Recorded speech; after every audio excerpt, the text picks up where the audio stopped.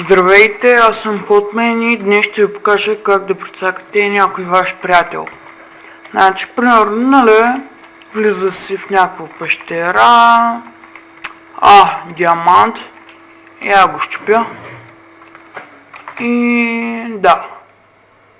Сега ще ви покажа как да го направите. Много е лесно, момент само.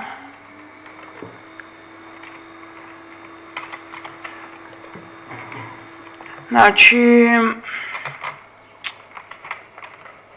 като го щупи, факлата вече ни дава пауър и пистените се дърпат.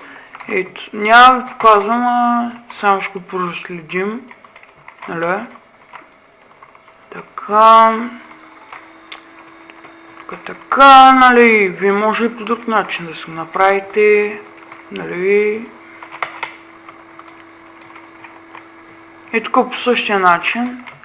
Да, то е. Ако има някакъв проблем, пишете в коментарите. И довиждане.